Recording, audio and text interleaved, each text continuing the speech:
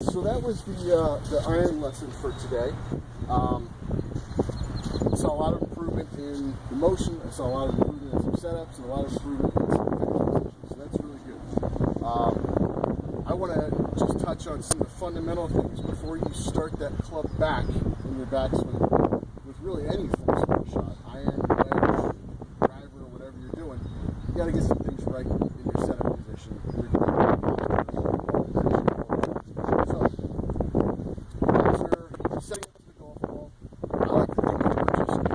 Just keep in mind what we talked about, that I think this is where the lie of the golf ball is most important.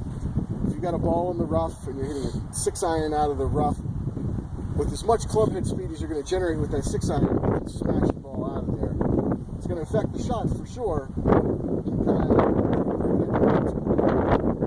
A small amount of speed with this chip shot. If you have a poor lie, you don't catch it just right, or you didn't have the right plan going into the shot, the ball could go 10 inches in front of you, or it could go scoop 20 yards off the back of the green. So remember, a lot of deciding what shot you're going to hit, and that's what club you're going to use, depends upon how far you are from the green and where the flag is on the green. Basically, when I think about how much room do I have to let the ball roll out, and that determines the club I'm going to hit, what kind of shot I'm going to hit. We can adjust the trajectory by the width of our stance or where we place that ball in the stance. Do you gentlemen have any questions about chipping? No? Okay. Guys, thanks very much. Good job. Good job. Well done. Brian, as always, good job, fellas. Guys, that'll wrap up the kind of two-part short game we worked on today. First part was bunker play. You guys did very well.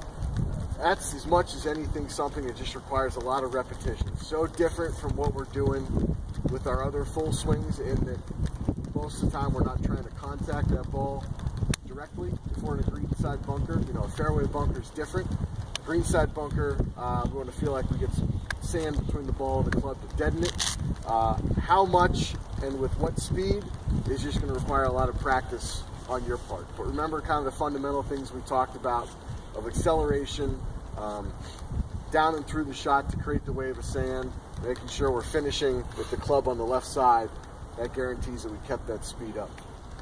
So work with those drills and make sure you're nailing that basic fundamental stuff, the right distance from the ball, and what we talked about in the stroke, you know, the shoulders, arms, back, those are the muscles that rock. Hands don't do a whole lot. You guys have any questions about putting?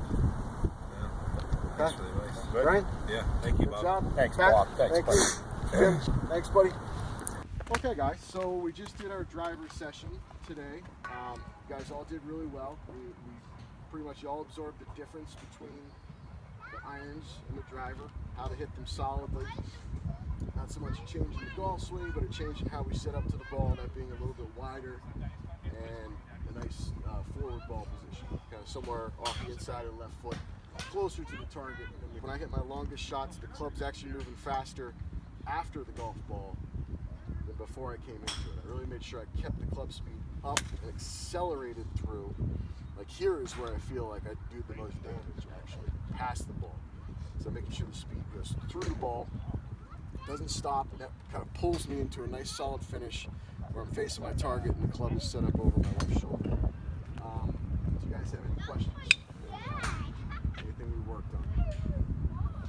No? I know you helped me out a lot. Done a good job. Yep. All Yep. right. Guys, thank you very much. Next week we'll get together and we'll work on some short game stuff. So good job today.